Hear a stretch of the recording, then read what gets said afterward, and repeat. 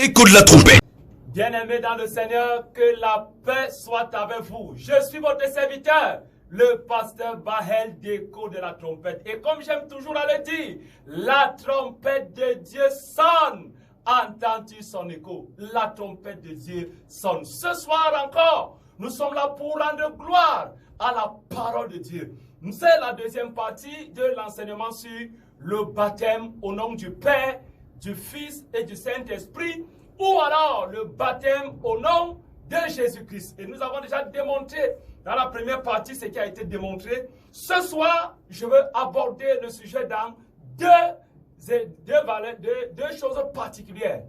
Premièrement, à la lumière de la parole de Dieu, de l'Esprit de Dieu, de la pensée de Dieu biblique, que signifie au nom de Jésus dans le baptême?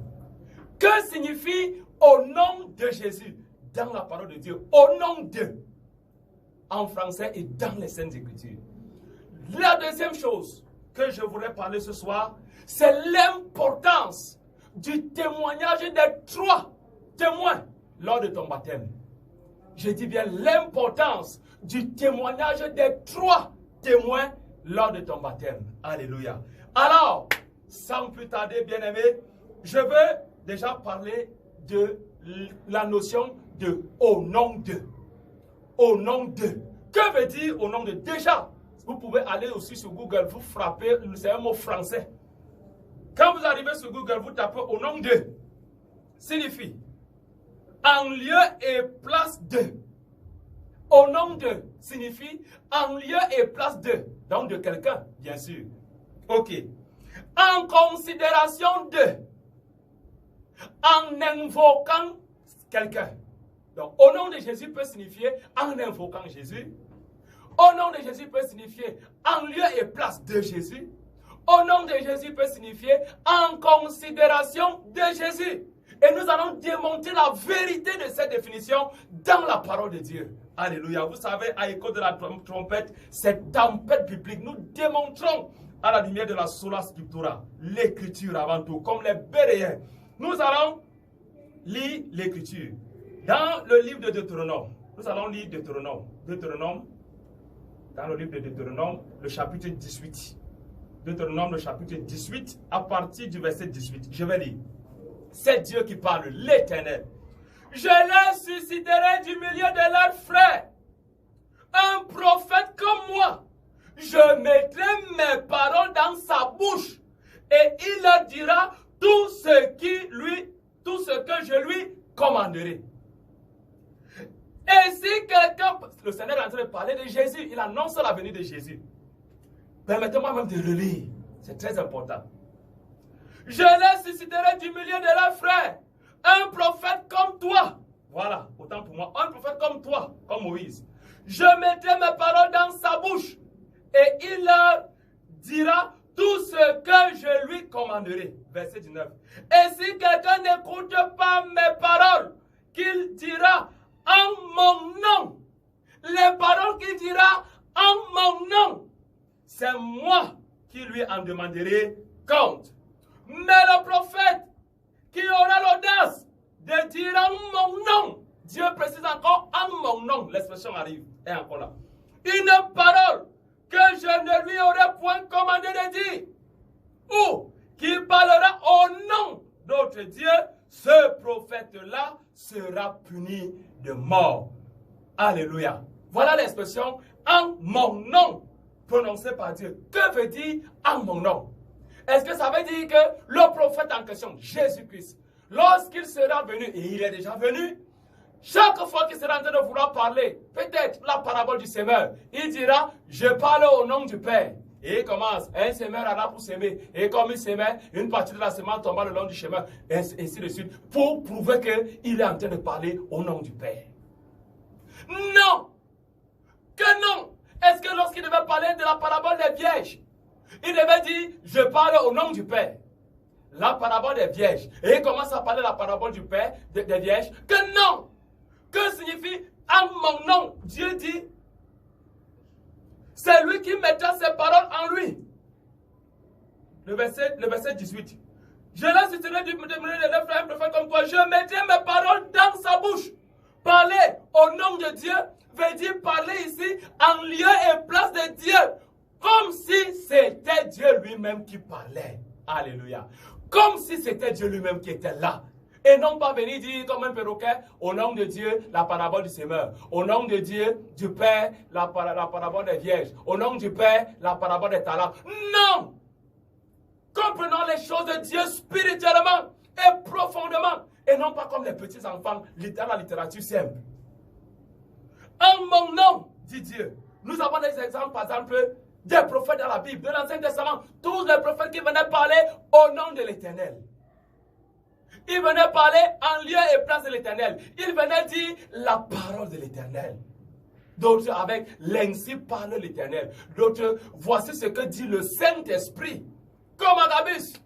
Agabus a parlé au nom de l'Éternel, au nom de Jésus, par le Saint-Esprit. Voici ce que déclare le Saint-Esprit, en lieu et place du Saint-Esprit. Ça veut dire, si le Saint-Esprit était là, voici ce qu'il physiquement, et quand on le voyait, voilà ce qu'il serait en train de dire. Alléluia. Et nous voyons exactement la preuve avec le Seigneur Jésus-Christ lui-même, lorsqu'il vient. Dans Jean le chapitre 5, le verset 19, Jésus dit, Jésus reprit donc la parole et leur dit, en vérité, je vous le dis, le Fils ne peut rien faire de lui-même. Il ne fait que ce qu'il voit faire au Père. Et tout ce que le Père fait, le Fils aussi le fait pareillement. Alléluia. Il voit faire au Père et il imite. Voilà ce qui veut dire parler au nom du Père. Être un représentant du Père. Comme si c'est le Père lui-même qui était là. Tout ce que le Père fait, tout ce que le Père fait, le Fils aussi le fait pareillement. Les œuvres, Jésus disait dans Jean encore, les œuvres que je fais, dans Jean 14, je ne les fais pas de moi-même, mais le Père qui demeure en moi, c'est lui qui fait ses œuvres.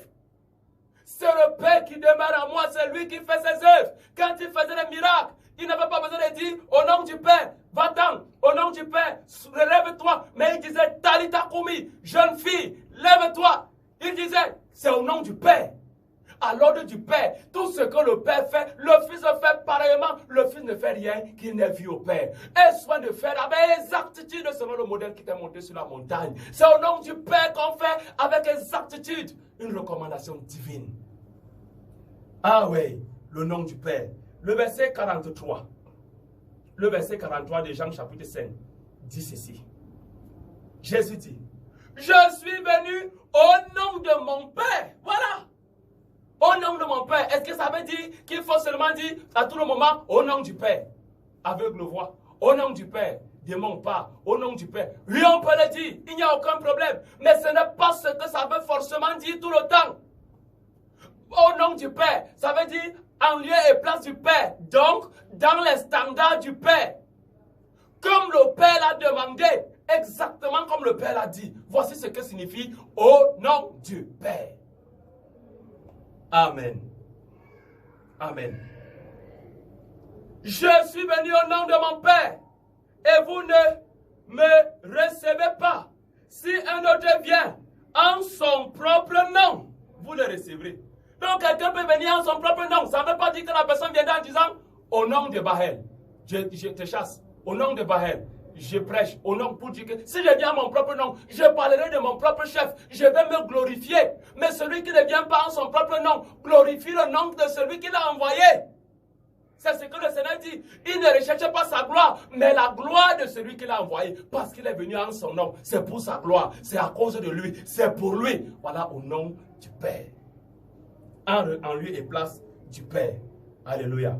Jean, le chapitre 12, le dernier verset dit, c'est Jésus toujours qui parle, bien-aimé dans le Seigneur, ne vous laissez pas être facilement ébranlé dans votre bon sens, pas des doctrines qu'on dirait venir des apôtres et qui ne sont pas exactement comme ça. C'est pas ça, la parole de Dieu. Jésus dit encore, Dieu dit dans Deutéronome, il va mettre ses paroles en lui. Il fait exactement comme le Père fait. Et ici il dit encore, et je sais que son commandement est la vie éternelle. C'est pourquoi les choses que je dis, je les dis comme le Père me l'a dites. Me les a dites. C'est pourquoi les choses que je dis, je les dis comme le Père me les a dites. Exactement comme le Père a dit. Voilà ce qu'il veut dire au nom de mon Père. Amen. Que quelqu'un dise Amen. C'est ça au nom de mon Père. Ce n'est pas qui va venir dire au nom du Père. Je vous ai dit, frère, on peut chasser le démon au nom de Jésus. En prononçant Jésus, le démon part. Oui, c'est au nom de Jésus. En prononçant Jésus, on peut aussi chasser un démon sans prononcer Jésus. Et c'est au nom de Jésus. Parce que nous sommes là en lieu et place de Jésus, enfants de Dieu, marchant dans la pureté. Et on trouve une situation, un démon en train de massacrer une personne. Et on lui dit, sors de cet homme. Et il s'exécute. Parce que nous sommes là en lieu et place de Jésus, au nom de Jésus. J'ai pris l'exemple de Actes des Apôtres, chapitre 14, la dernière fois. L'apôtre Paul a levé le paralytique. Il a dit, lève-toi droit sur tes pieds. Et il s'est levé aussitôt. Il n'a pas dit au nom de Jésus-Christ de Nazareth, lève-toi droit sur ses pieds. S'il le disait, il n'y aurait aucun problème. Comme il ne l'a non plus dit, il n'y a aucun problème. C'est parce qu'il ne l'a pas dit. Il n'a pas dit au nom de Jésus de Nazareth. Est-ce que ça veut dire qu'il n'a pas fait ce miracle au nom de Jésus? Vous-même répondez. Mais ce miracle a été fait au nom de Jésus parce que l'apôtre Paul se tient là au nom de Jésus, en lieu et place de Jésus, à la gloire de Jésus, pour Jésus, à cause de Jésus. Voici ce que veut dire au nom de l'Éternel, au nom de Jésus. À la lumière des Saintes Écritures. Dans Marc le chapitre 16, le verset 17, le Seigneur dit, voici les miracles qui accompagneront ceux qui auront cru. En mon nom, ils chasseront les démons. C'est bien. Je viens de parler de chasser les démons. On peut prononcer ou on ne peut pas prononcer. Maintenant, en mon nom aussi, ils parleront de nouvelles langues. Hey! Ça veut donc dire, vous qui dites que pour que le baptême soit au nom de Jésus, ça veut dire qu'il faut seulement qu'on prononce au nom de Jésus quand on te trempe pour que ce soit reconnu comme au nom de Jésus. Ok. Ça veut donc dire aussi qu'en mon nom, ils parleront de nouvelles langues. Ça veut dire qu'avant de parler en langue, un frère doit dire, au nom de Jésus, je parle en langue. Et il commence à parler en langue. Pour qu'on puisse comprendre que son parler en langue là vient de Jésus. Jésus a validé ça. Dis donc, c'est pourquoi j'ai dit que les champions de la discussion nous excusent. Dis donc, ce n'est pas possible. Donc, il faut donc commencer à faire. Vous qui avez régné le baptême au nom du Père, du Fils et du Saint-Esprit. Pour prendre le baptême au nom de Jésus, qui condamne au nom du Père, du Fils et du Saint-Esprit, parce qu'on a prononcé Jésus, qui les renie, parce qu'ils voient qu'ils n'ont pas assez de valeur, c'est les titres ou quoi. Saint-Esprit pour toi est un titre. Mais c'est Jésus qui est là, qui est vraiment là, pour toi. Parce qu'il faut qu'on dise Jésus pour que Jésus se sente concerné. Avant de parler en langue prochainement, chaque fois que tu veux parler en langue, dis d'abord, au nom de Jésus, je parle en langue. Tu commences alors à parler en langue. L'apôtre, le Seigneur dit encore, ils imposeront les mains aux malades et les malades seront guéris. S'ils boivent quelques breuvages mortels, il ne leur fera point de mal. Ça veut donc dire que quoi? Comment boire un breuvage mortel au nom de Jésus et que ça ne nous fasse pas de mal? Ça veut donc dire qu'il faudrait qu'on apporte la rata ou un poison là et on met. C'est comme ça que les pasteurs manipulent les âmes faibles d'esprit. On va donc t'amener la rata ou le fruadin que mange. Il boit. Il a dit qu'en son nom, ils boivent quelques babas mortels, il ne leur fera pas de mal. Pour montrer donc que c'est au nom de Jésus, tu prends, tu dis au nom de Jésus, je bois.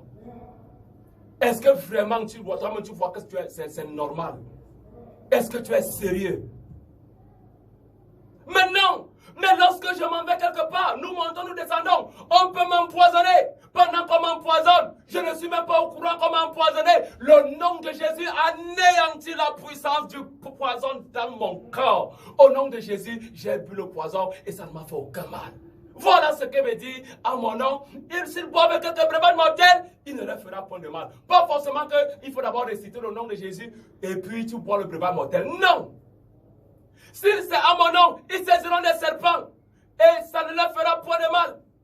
Les serpents, est-ce qu'il faut donc qu'on met les serpents là? Et on dit maintenant, frère, accomplissons la parole de Dieu. Au nom de Jésus, j'attrape le serpent. Au nom de Jésus. Si Dieu te laisse que le serpent là, c'est que Dieu a seulement pitié de toi à cause de ton ignorance. Le serpent, il va te croquer bien. C'est pas possible. Ça, c'est comme la tentation.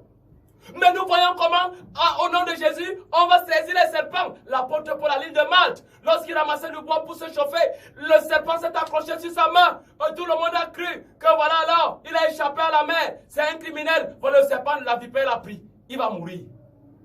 Paul a secoué simplement l'animal et a jeté dans le feu.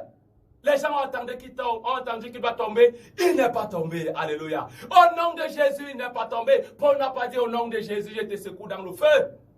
Mais naturellement, parce qu'il est un enfant de Dieu, il est mandaté par Dieu, serviteur de Jésus, ce qu'il est là pour le Seigneur. Le serpent ne peut pas le détruire alors qu'il est en train d'aller en mission pour le Seigneur. Et le Saint-Esprit lui a dit, il faut que tu rendes témoignage de moi à Rome, de même que tu as rendu témoignage à Jérusalem.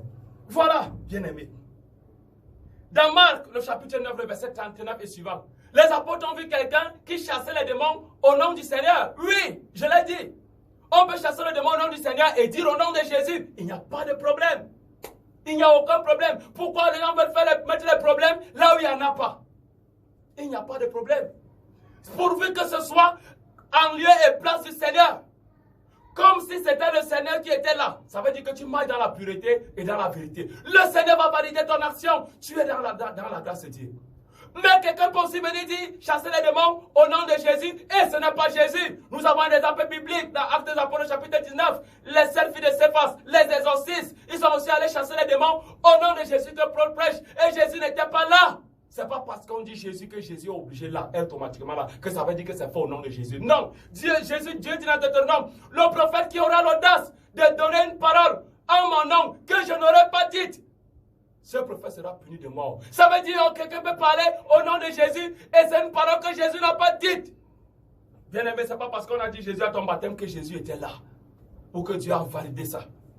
Est-ce que c'était dans les standards de Dieu? Est-ce que c'était selon la pensée de Dieu? Selon la parole de Dieu? Baptisé au nom de Jésus veut dire à l'ordre de Jésus. Veut dire en lieu et place de Jésus. Comme si c'est Jésus qui était là pour te baptiser. Comme si c'est Jésus à l'ordre de Jésus. Et si Jésus était là, il a dit des paroles. Baptisez-les au nom du Père, du Fils et du Saint-Esprit. Et dans Jean chapitre 12, verset 50, il dit les paroles qu'il prononce, il le dit comme le Père lui a demandé de dire, exactement comme le Père. Et Jésus était sur la montagne de Sion en train de partir. Et il dit, aie soin de faire avec exactitude, selon le modèle qui était monté sur la montagne. Le modèle du baptême a été monté sur la montagne. Au nom du Père, du Fils et du Saint-Esprit, c'est ça, au nom de Jésus-Christ, à l'ordre de Jésus-Christ, en lieu et place du Seigneur, au nom du Seigneur.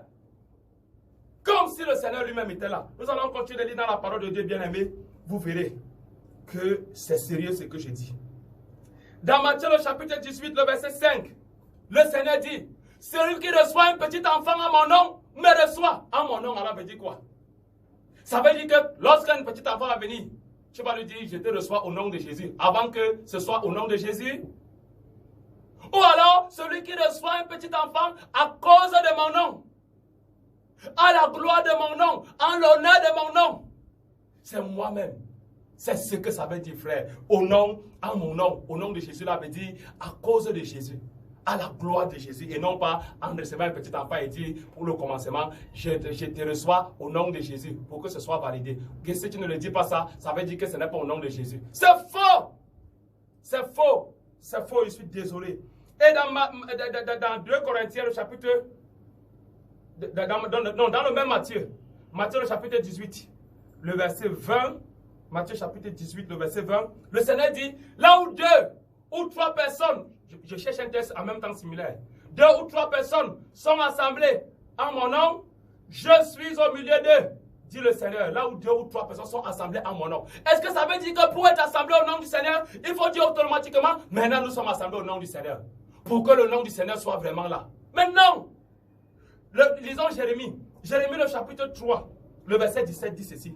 En ce temps-là, on appellera Jérusalem le trône de l'Éternel. Toutes les nations s'assembleront à Jérusalem au nom de l'Éternel. Alléluia. C'est ce mot qui m'intéresse. Au nom de l'Éternel, toutes les nations s'assembleront à Jérusalem. Ça veut dire que quand le Cameroun viendra, quand les autres viendront, ils diront au nom de l'Éternel, nous sommes là, au nom de l'Éternel, nous sommes là, au nom de l'Éternel. Voilà ce que la Bible de la Bible annoté déclare dans le même texte pour que nous comprenions ce que veut dire au nom de l'Éternel. Bible de la Bible annotée. En ce temps-là, c'est de vieilles versions. On appellera Jérusalem le trône de l'Éternel. Et toutes les nations s'y assembleront à cause du nom de l'Éternel en Jérusalem. Voilà ce que signifie au nom de l'Éternel. À cause du nom de l'Éternel en Jérusalem. Qu'est-ce qui est difficile là-dedans, bien-aimé? Qu'est-ce qui est difficile? Qu'est-ce qui est difficile? Que le Seigneur nous aide. Ne te laisse pas tromper, bien-aimé. Ne te laisse pas distraire. Dans le livre de 2 Timothée, le chapitre 4. 2 Timothée. Le chapitre 4, le premier verset. L'apôtre Paul dit à Timothée, je t'en conjure devant Dieu et devant Jésus-Christ qui doit juger les vivants et les morts et au nom de son apparition et de son avènement. Au nom de son apparition et de son avènement. Au nom de son apparition veut dire quoi? Ça veut dire qu'il faut qu'il prononce au nom de l'apparition de Jésus et au nom de son avènement. Qu'il prononce apparition et avènement pour que ce soit. Au nom de son apparition et de son avènement veut dire quoi, bien-aimé? C'est comme quelqu'un peut dire au nom de notre amitié. Ça veut dire en considération de notre amitié, en considération de son avènement et de son apparition. Voilà ce qu'il veut dire ici, au nom de son avènement et de son apparition. Dans 2 Corinthiens, le chapitre 5, le verset 19 à 20, je vais lire 2 Corinthiens, le chapitre 5, le verset 19 à 20. Écoutons ce que l'apôtre Paul dit. L'apôtre Paul dit ceci. Car Dieu était en Christ, réconciliant le monde avec lui-même.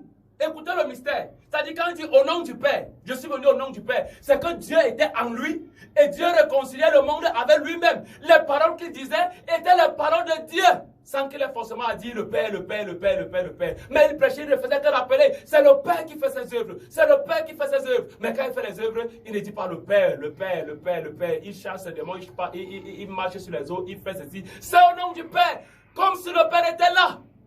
Dieu était en Christ, réconciliant le monde avec lui-même. En n'imputant pas aux hommes les offenses, il a mis en nous la parole de la réconciliation. Verset 20. Nous faisons donc les fonctions d'ambassadeur pour Christ. Un ambassadeur, c'est qui? Celui qui te représente valablement. Nous sommes les ambassadeurs du ciel. Nous sommes la lumière du monde. Nous sommes le sel de la terre. Un ambassadeur parle au nom de qui? Il parle au nom du président de la République. Il parle au nom de son pays. C'est pourquoi la parole d'un ambassadeur pèse. Et s'il fait mal, on le rappelle. On le sanctionne. L'ambassadeur qui prendra le risque de parler en d'autres noms, au nom d'autres dieux ou en son propre nom, ça veut dire pour sa propre gloire, selon son propre chef. Tant pis. Nous faisons la fonction d'ambassadeur pour Christ comme si Dieu exhortait par nous. Nous vous en supplions. Au nom de Christ, soyez réconciliés avec Dieu. Nous vous en supplions, frère. Au nom de Christ, soyez réconciliés avec Dieu. Vous voyez, frère, quand on dit au nom de Christ, ça veut dire quoi? Ça veut dire que quand on te demande que réconcilier, on dit qu'au nom de Jésus, demande pardon. Au nom de Jésus, maintenant Dieu te pardonne. Au nom de Jésus. Nous faisons tout ça au nom de Christ. Ça veut dire en lieu et place de Christ. En tant qu'ambassadeur de Christ, parlant au nom de Christ, pour le compte de Christ, à la gloire de Christ, à cause de Christ. Voilà ce que veut dire, au nom de Christ, nous vous en supplions, par le nom de Jésus, en considération de Jésus, de son avènement, de son apparition, au nom de Jésus, et avec Dieu. Alléluia. Voilà, bien-aimés, en général, il y a tellement de textes de l'Écriture. Frère, je ne peux pas tout lire à cause du temps. Prenons des exemples même comme ça à la volée. Le roi David, il envoie une délégation voir Nabal. Pour que Nabal lui donne de la nourriture parce qu'il avait faim. Lui et ses gens. Oh, ils ont protégé le troupeau de Nabal. Mais la Bible déclare que David a envoyé la délégation en son nom. Parler à Nabal. En son nom. Vérifier l'écriture. Est-ce que ça veut dire que quand ils sont arrivés, ils ont dit, ils ont vu Nabal. Au nom de David.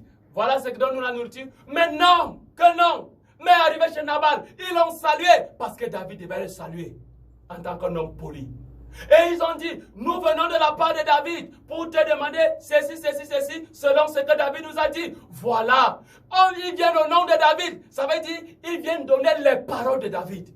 Celui qui vient au nom du Seigneur vient donner les paroles du Seigneur. Voilà ce que veut dire au nom du Seigneur.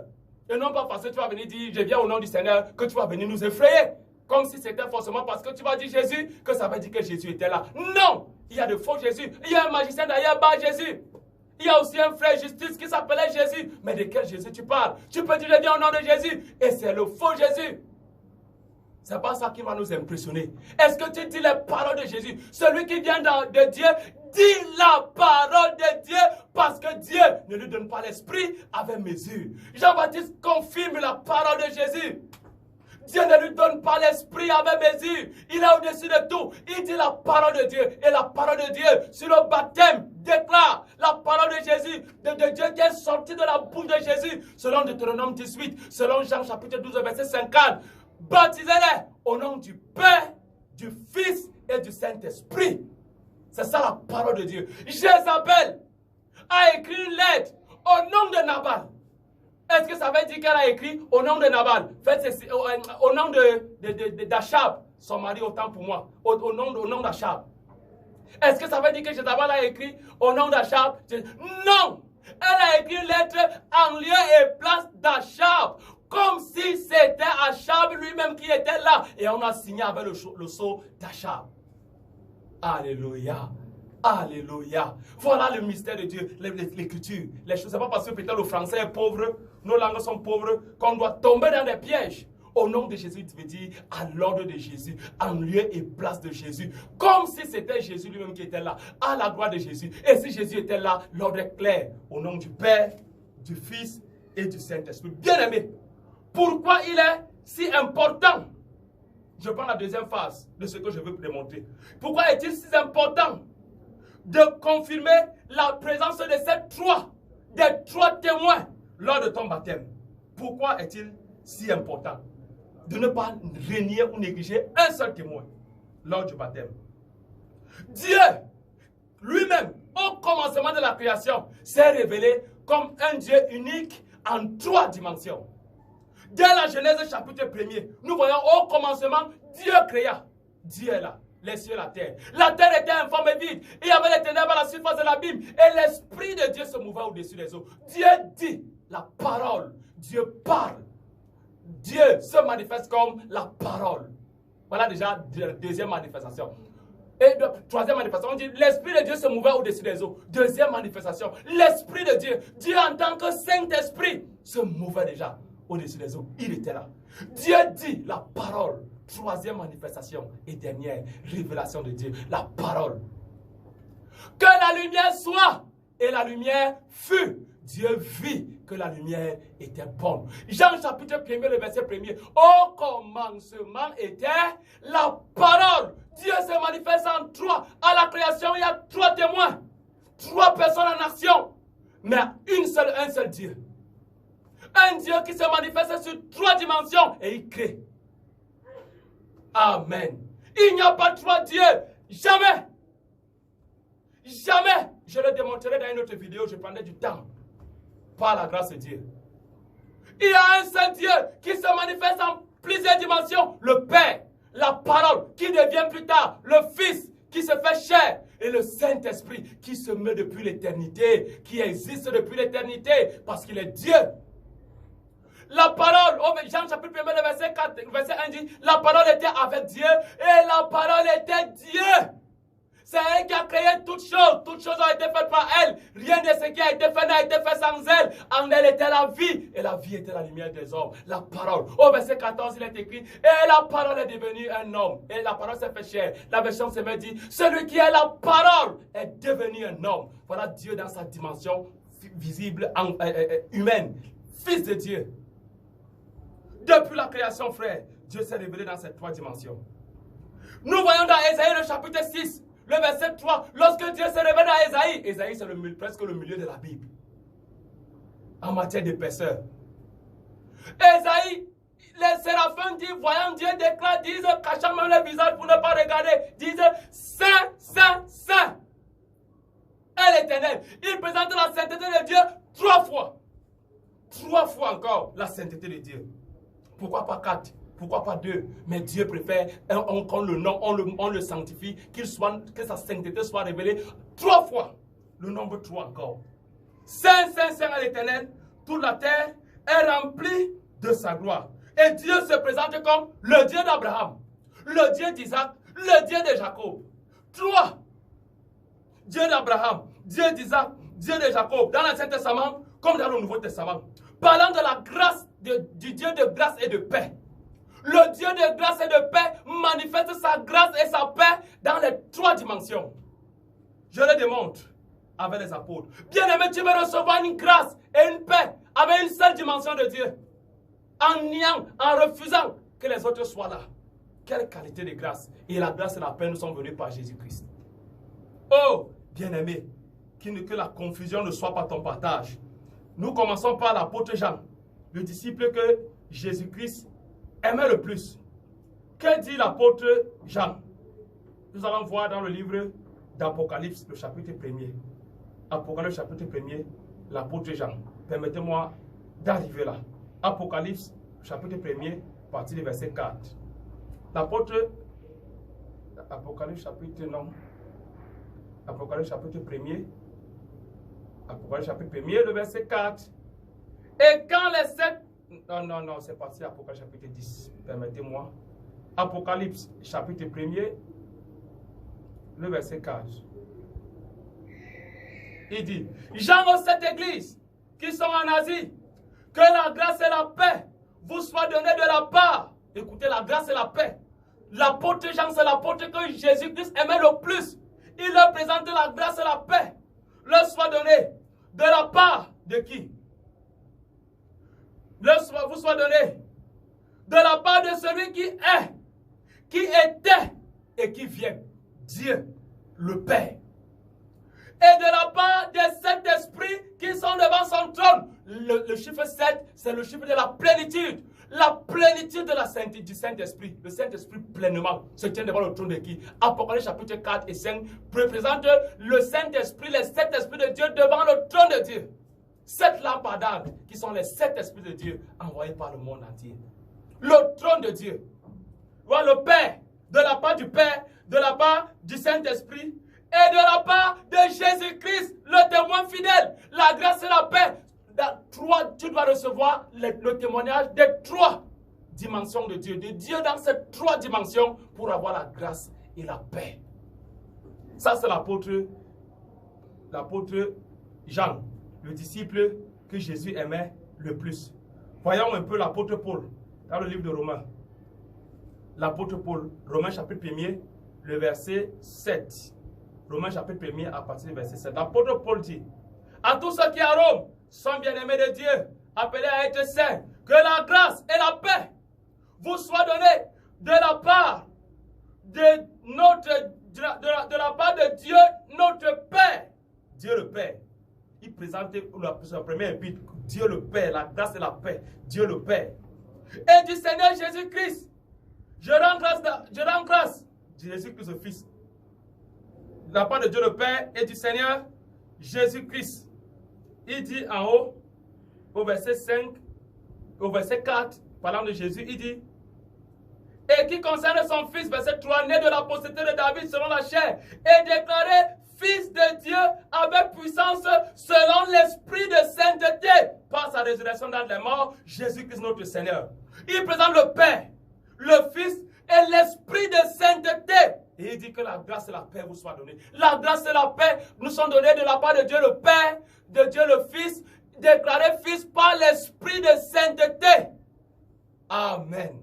L'apôtre Paul, l'apôtre des païens, des non-juifs, présente la grâce de Dieu dans les 3 dimensions de Dieu, le Père, le Fils et le Saint-Esprit. Regardons l'apôtre Pierre, 1 Pierre, le chapitre 1er. Nous allons voir ce que l'apôtre Pierre déclare. 1 Pierre, le chapitre 1er, à partir du 1er verset. L'apôtre Pierre déclare, Pierre, apôtres de Jésus-Christ, à ceux qui sont étrangers et dispersés dans le pont, la Galatie, la Cappadoce, l'Asie et la Bithynie, et qui sont élus selon la préscience de Dieu le Père, par la sanctification de l'Esprit, le Saint-Esprit, afin qu'ils deviennent obéissants et participent à l'aspersion du sang de Jésus-Christ. Que la grâce et la paix vous soient multipliées. C'est formidable. Que la grâce et la paix vous soient multipliées. Comment? Vous qui la grâce et la paix vous soient multipliées en ceux qui sont élus selon la présence de Dieu le Père et gardés dans la sanctification du Saint-Esprit pour obéir à Jésus-Christ. Le Père, le Fils, le Saint-Esprit. Que la grâce vous soit multipliée. La grâce de Dieu, source de salut pour les hommes, a été manifestée. Et nous sommes sauvés par la grâce. Nous sommes sauvés par la grâce. Le salut, ton salut, aura besoin de la manifestation de 3 témoins pour ton salut. Le Père, pour que tu obtiennes grâce. Le Père, le Fils, le Saint-Esprit sont à l'œuvre pour que nous ayons la grâce. Je prends un exemple. Jésus-Christ disait, nul ne peut venir à moi. Si quoi s'est passé, frère, vous qui lisez la Bible. C'est le Père qui ne m'a envoyé ne l'attire. Et pour que tu viennes à Jésus, pour que tu crois, il faut que le Père, il a fallu que le Père touche ton cœur. Il t'attire. Lorsqu'il t'attire, le Saint-Esprit maintenant intervient. Il peut venir te convaincre de péché, de justice, de jugement. Le Saint-Esprit est là à l'œuvre pour parler à ton cœur, pour te convaincre. Et lorsque tu es convaincu, tu viens à Jésus, tu obtiens la grâce. Les 3 dimensions de Dieu sont en mouvement pour le salut. Il a été en mouvement à la création, il est en mouvement pour le salut de l'humanité. Alléluia. Bien-aimé, ne t'amuse pas avec la grâce de Dieu. Ne t'amuse pas avec et que personne ne vienne te voler. Ça, c'est la parole du disciple qui aimait le plus le Seigneur. Il a gardé le témoignage.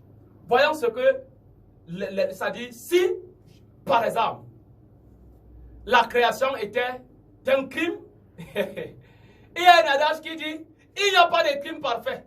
Ça veut dire que le criminel va toujours laisser ses traces. Mais la création n'est pas un crime. C'est une grâce de Dieu, une bonté de Dieu pour nous. Je veux dire que si Dieu avait voulu cacher au monde entier que c'est lui qui a créé le monde, on devait toujours connaître que c'est lui dans sa connaissance. Parce qu'il y a les traces de Dieu, il y a les marques de Dieu, il y a l'empreinte de Dieu, les emblèmes de Dieu, la touche de Dieu même dans la création. Alléluia. Vous allez voir le témoignage des 3 dans la création. Alléluia. Parlons d'abord même du ciel. Dans Romains chapitre 1er, l'apôtre Paul dit, vous vous rappelez le premier verset, à partir du verset 19 à 20, il dit, ce qu'on peut connaître de Dieu est manifeste pour tous, Dieu le leur ayant fait connaître. En effet, les perfections invisibles de Dieu, sa puissance éternelle et sa divinité. 3. Perfection invisible de Dieu, sa puissance éternelle et sa divinité se voient comme à l'œil. Quand depuis la création du monde, c'est-à-dire dans la création du monde, il y a la touche de Dieu, du mystère de Dieu en 3 manifestations. Depuis la création du monde, quand on les considère dans son ouvrage, ils sont donc inexcusables. Regardons le ciel. Ciel en hébreu veut dire Shama. Et ciel veut dire Shamaï. Est-ce que vous comprenez ça, frère? On dit, Dieu, au commencement, Dieu créa les cieux. Shamaï. Il y a combien de cieux? Dans 2 Corinthiens, le chapitre 12, le verset 2, 3. L'apôtre Paul dit qu'il est allé dans le paradis jusqu'au 3e ciel. Il y a 3 cieux révélés par la parole de Dieu. Je suis désolé pour ceux qui parlent souvent de nos collaborateurs qui en a 7. C'est chez les imputés que j'ai entendu que c'est le 7e ciel. Dans la parole de Dieu, Paul dit jusqu'au 3e ciel, jusque dans le paradis. Après le 3e ciel, il y a encore quoi? Après le paradis, il y a quoi? Même Dieu a créé le ciel en 3 dimensions. 3 cieux. Ah, il a mis sa touche à passer par là. Revenons même sur la terre. Le globe terrestre. Les scientifiques nous montrent que la terre est divisée, est composée de 3 couches. Il y a la croûte, le manteau et le noyau. 3. La touche de Dieu. Même dans la création, frère, 3. Ah, je croyais que tu allais dire Amen. Regardons l'eau. Il y avait l'eau. L'eau se manifeste dans ces 3 dimensions. Et en état liquide, en état solide, en état gazeux. 3. À la création. La touche de Dieu, les emblèmes de Dieu. Vous voulez refuser les 3. C'est dans l'islam que le Coran dit, et ne dit pas 3. Non, nous disons 3 dans l'église. Parce que nous savons de quoi nous parlons. Le Père, le Fils et le Saint-Esprit. Alléluia. L'air est composé de 3 atomes. L'oxygène, l'hydrogène, l'azote, l'air qu'on respire. 3 éléments. La matière elle-même a constitué de 3 éléments. La solide, liquide et gazeux. La matière. Oh. L'homme créé à l'image de Dieu. Dieu dit faisons l'homme à notre image. L'homme créé à l'image de Dieu est composé de quoi? 3 parties. L'esprit, l'âme et le corps. 3. Et on vient sur le corps. Le corps humain a combien de parties? 3. La tête, le tronc et les 4 membres. 3. Et vous voulez qu'on ne dise pas 3. Qu'on laisse la touche de Dieu. Dieu marque son empreinte dans la création. Quand l'homme est sur la terre, l'histoire de l'homme, quand on parle de l'histoire a combien de parties? 3 parties. Le passé, le présent et le futur. Inventez une autre partie, on voit. Même Dieu a mis sa touche de 3 partout. Bien-aimé, le Père, le Fils, le Saint-Esprit dans la création. Que le Seigneur nous aide. Que le Seigneur nous aide. Quand on arrive, même nous voyons par exemple même les astres lumineux, les luminaires, s'il faut appeler comme ça, on va voir le soleil, la lune et les étoiles. 3 qui éclairent la terre. Le plus grand le soleil, le plus petit la lune et les étoiles. Dit Genèse. On ajoute les étoiles, les petits là. Les étoiles, ça brille aussi. Oh Dieu. La touche de Dieu est là. La touche de Dieu est là, bien-aimé.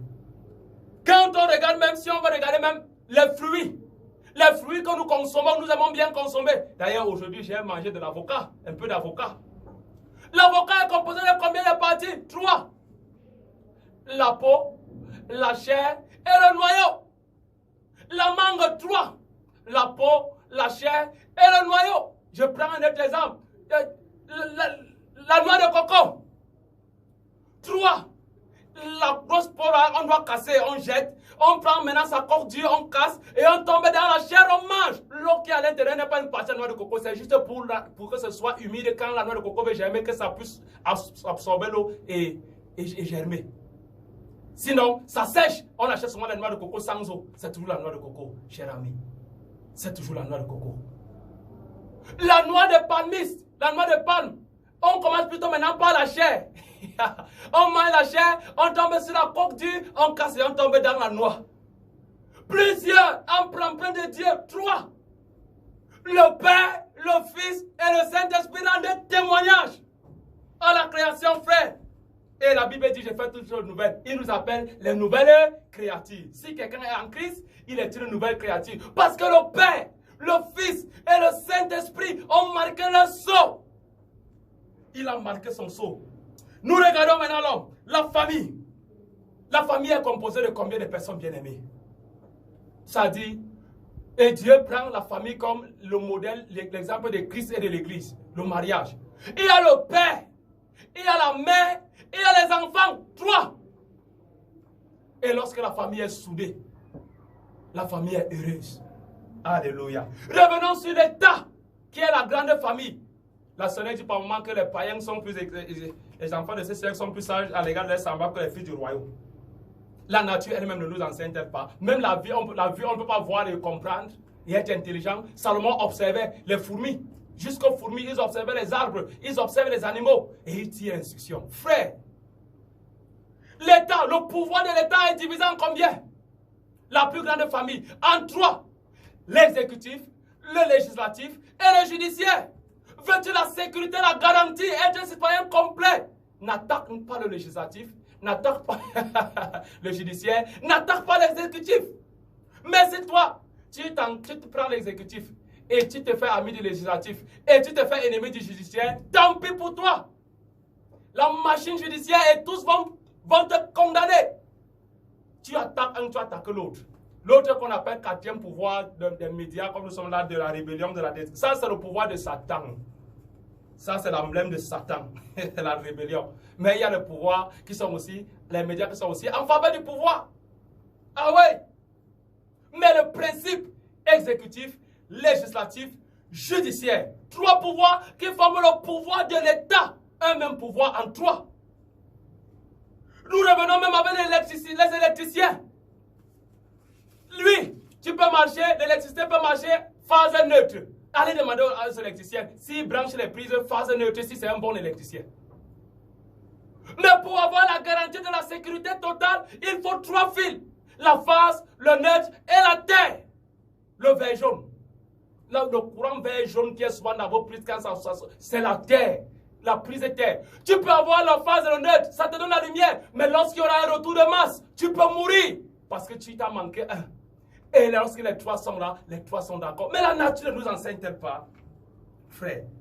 Dieu parle plusieurs fois dans la Bible en parlant au pluriel. Nous.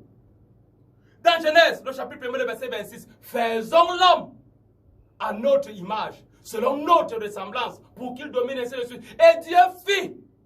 Maintenant au pluriel, au singulier. Dans Genèse chapitre 3, le verset 22. Et la Bible dit que l'homme est devenu comme l'un de nous. Il dit l'homme est devenu comme l'un de nous pour la connaissance du bien et du mal. Empêchons-le de tendre la main et de prendre le fruit de l'arbre de la vie et qu'il vive éternellement. Et Dieu fit que. À la tour de Babel, Genèse chapitre 11, Dieu dit que quoi? Descendons, confondons leur langage. Et Dieu a confondu le langage. Il revient au singulier. Ésaïe chapitre 6, le verset 8. Dieu dit, qui enverrai-je? Lorsqu'il a d'abord dit Saint, Saint, Saint, trois dimensions. Qui enverrai-je? Et qui marchera pour moi? Non. Dieu dit, qui enverrai-je? Et qui marchera pour nous? Dieu parle encore au pluriel. Alléluia. Bien-aimés, dans le Seigneur, permettez-moi de lire Deutéronome, le chapitre 19, le verset 15. Deutéronome, le chapitre 19, le verset 15, dit ceci. Oh, Seigneur, aide-nous pour que nous soyons vraiment attentifs. Voici ce que Dieu dit. Un seul témoin ne suffira pas contre un homme pour constater un crime ou un péché, quel qu'il soit. Point virgule. Un fait ne pourra s'établir que sur la déposition de 2 ou de 3 témoins. Un fait. Le baptême est un fait. C'est un événement.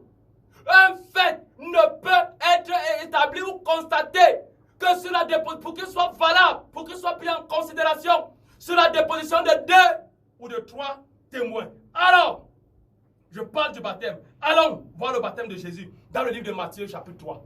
Qu'est-ce qui s'est passé? Nous nous rendons compte lors du baptême de Jésus. Jésus a donné son OK à Jean-Baptiste. Laisse faire que nous accomplissions ensemble tout ce qui est juste. Jean n'a pu résister. Jésus est là. Il faut au moins 2 témoins pour constater le fait que Jésus se soit baptisé. Ah, je prends quelque chose qui me vient à cœur là comme ça. Je vais pouvoir oublier de parler de ça. Permettez-moi de parler de ça une fois. S'il faut parler un peu, de façon un peu, parler comme ça. Le fait de la naissance de Jésus-Christ, le ministère de Jésus a fait 3 ans et demi. Ça veut dire que même les années ont rendu témoignage du fait du ministère de Jésus. Par les 3 années ont rendu témoignage. 3. On ajoute demi. Jésus, avant son ministère, a vécu environ 30 ans. Ça veut dire qu'il y a les unités. 3. Les dizaines. Les dizaines ont rendu 3 fois témoignage. 3 dizaines, ça fait 30. De Jésus. Ne parlons pas des siècles. Unité, dizaines, centaines. Les siècles. Ça veut dire 100 ans, 100 ans. Mais au siècle des siècles. Et pour l'éternité, rendre témoignage. Combien de personnes rendent témoignage de ton baptême? Le Père a dit, celui-ci est mon fils. Lors du baptême, le Père était là. Il a rendu témoignage. Celui-ci est mon fils, bien-aimé, en qui j'ai mis toute mon affection. Le Saint-Esprit est venu à son tour, sous la forme corporelle d'une colombe, et est descendu, a rendu témoignage. Et toi, tu dis, à ton baptême, il faut que le Père ne soit pas là. le Fils et le Saint-Esprit ne sont pas là, c'est seulement le Fils Jésus qui doit être là. C'est là où ton baptême aura la valeur. Tu ne veux pas, tu chasses le Père et le Fils et le Saint-Esprit. Toi, tu dis que c'est le Fils et Jésus seulement que tu veux. Non, je ne veux plus qu'on dise Père, Fils, Saint-Esprit dans mon baptême. Je veux seulement qu'on dise que Jésus. Tu comprends ce que tu dis? Combien de témoins étaient à ton baptême au ciel? Combien? Bien-aimés dans le Seigneur, attention. Il faut faire attention. Très attention. Revenons sur Jésus-Christ. Combien de personnes? Je vais parler déjà de 3. Nous revenons encore. Tout au long du ministère de Jésus, combien on a dû témoigner de son ministère? Les 3. Le Père était là. Le Saint-Esprit a fait les miracles. Lui-même, Jésus était à l'œuvre. Les 2 étaient là. À la résurrection de Jésus. Pendant la manifestation du ministère de Jésus. Lorsque Jésus faisait les miracles, les 3, le Père était là, le Saint-Esprit était là. Alléluia. À la mort de Jésus à Golgotha, le Père était là, le Saint-Esprit était là, le Fils était en œuvre. Et puis un temps que ça s'est passé, le Père est parti. Qu'est-ce qui est arrivé? Les pleurs. Père, Père, Eli, Eli, lama sabachthani. Pourquoi m'as-tu abandonné? Lorsque Dieu part, toi qui chasses le Père de ton baptême, lorsque le Père part, la mort vient. Le Saint-Esprit, lui, il était là, mais il ne peut rien seul. Il faut au moins 2 témoins.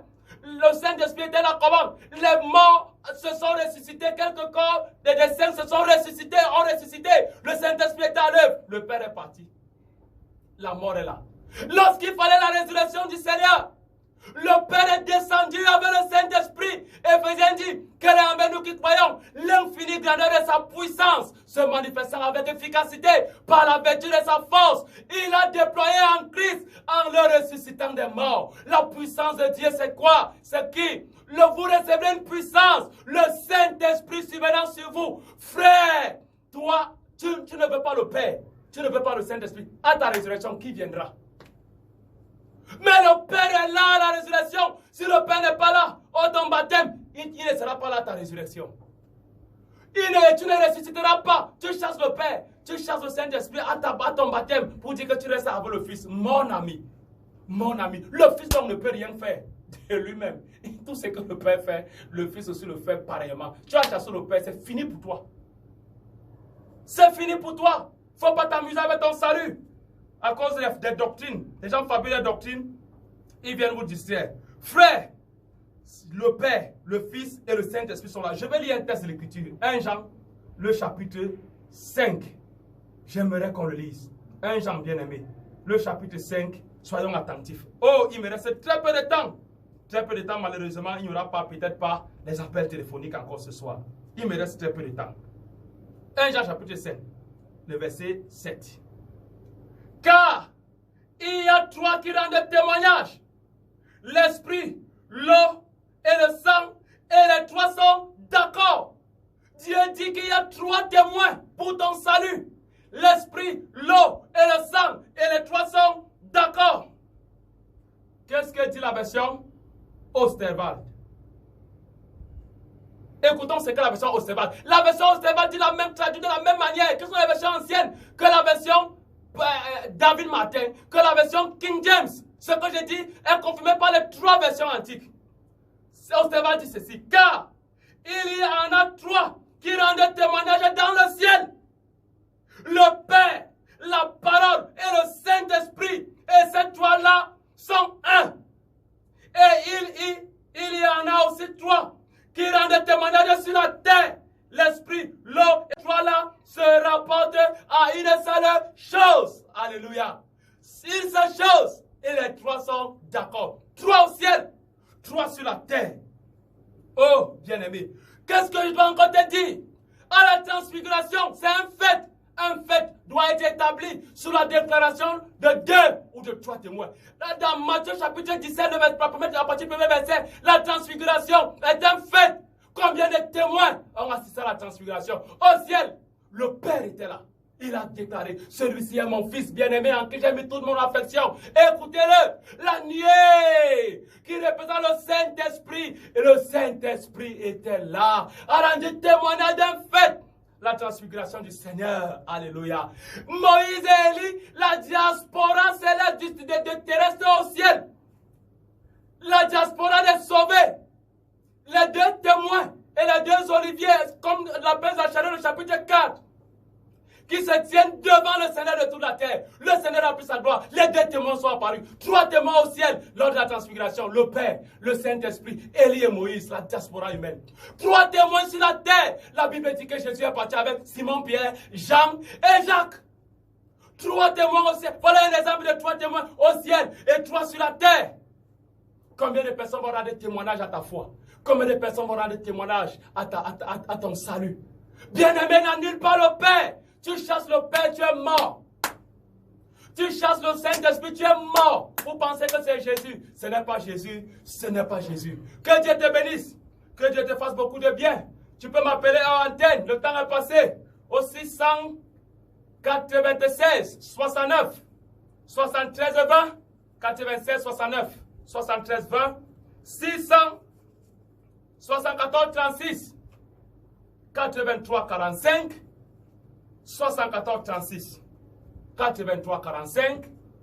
Ou alors tu m'écris sur WhatsApp, numéro très simple à retenir, 682 33 44 33 682 33 44 33. Que Dieu te bénisse, que Dieu te fasse beaucoup du bien, qu'il te bénisse, qu'il te comble. Tu peux nous suivre sur YouTube. Tu tapes École de la Trompette TV, tu t'abonnes, tu partages la vidéo au maximum pour participer à la même grâce que moi. Et Dieu te bénira certainement. Shalom, shalom. Écoute la trompette. La Bible déclare 1 Thessaloniciens chapitre 4 le verset 16. Car le Seigneur lui-même a un signal donné à la voix d'un archange et au son de la trompette de Dieu descendra du ciel. Écoute la trompette, c'est votre programme d'enseignement et de formation à la vie chrétienne. Écoute la trompette. Heureux le peuple qui connaît le son de la trompette. Il marche à ta clarté, ô Éternel. Heureux le peuple qui connaît le son de la trompette. Des clés pour une marche chrétienne victorieuse. Quand le peuple de Dieu connaît le son de la trompette de Dieu, c'est un peuple qui se sanctifie, c'est un peuple qui marche dans la sainteté, dans la pureté, dans la crainte de l'Éternel. Or, la crainte de l'Éternel, c'est la haine du mal. Le retour de Jésus-Christ est proche. La trompette sonne. Entends-tu son écho? Écoute la trompette. Une présentation, Pasteur Ben.